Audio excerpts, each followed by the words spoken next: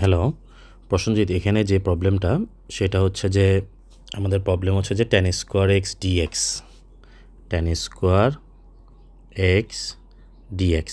তো tan square x ডিএক্সে তো সরাসরি কোনো ফর্মুলা নাই। আমাদের ফর্মুলা আছে যে tan এক্সের ডেরিভেটিভ করলে হচ্ছে যে ডিডিএক্স অফ tan এক্সকে ডেরিভেটিভ করলে হচ্ছে যে sec স্কোয়ার এক্স, আবার তোর sec স্কোয়ার এক্সকে ইন্টিগ্রেশন করলে হচ্ছে যে tan x, sec square x ডিএক্সকে tan এক্স প্লাস সি। তাহলে এই জায়গাটা যদি আমি কি করতে পারি, tan স্কোয়ার এক্সের তো কোনো ফর্মুলা নাই, তো এই জায়গায় যদি আমি কি নিয়ে আসতে পারি, sec স্কোয়ার এক্স নিয়ে আসতে পারি। তো এটা আমরা খুব সহজে নিয়ে আসতে পারি। কীভাবে নিয়ে আসতে পারি? sec স্কোয়ার এক্স সমান কী লেখা যায়, 1 প্লাস tan স্কোয়ার এক্স সমান 1 minus sec square x minus 1। Just ফর্মুলাটা লিখে ফেললাম। ফর্মুলা কি, sec square x minus tan square x equals to 1, so sec square x minus 1 equals to tan square x. তো আমরা এই জায়গায় 1 লিখলাম dx।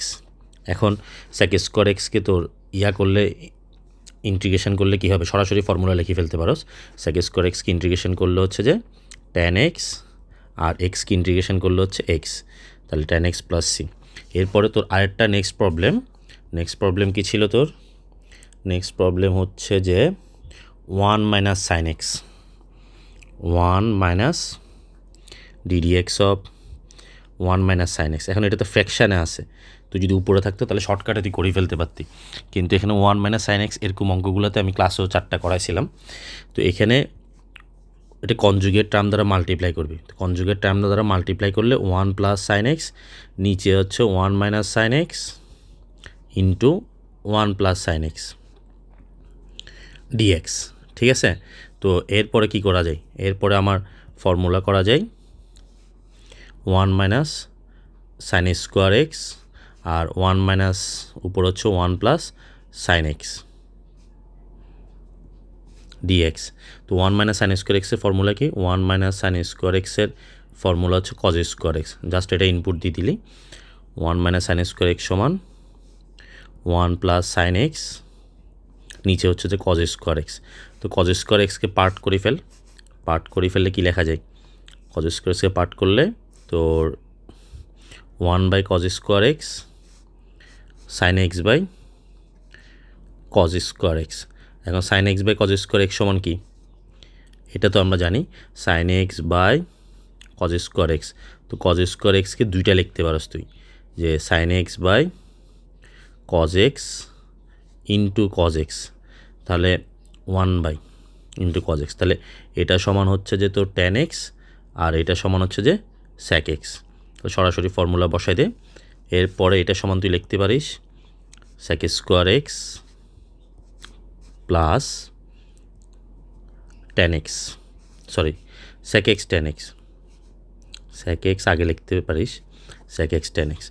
এরপরে এখন আমাদের সরাসরি সূত্র আছে, sec স্কোয়ার এক্সকে ইন্টিগ্রেশন করলে হচ্ছে যে tan এক্স, আর sec এক্স tan এক্সকে ইন্টিগ্রেশন করলে হচ্ছে যে শুধু sec এক্স প্লাস সি। এর পরের প্রবলেমটা সেম প্রবলেম। এর পরের প্রবলেমটা কী প্রবলেম? একই প্রবলেম আমাদের,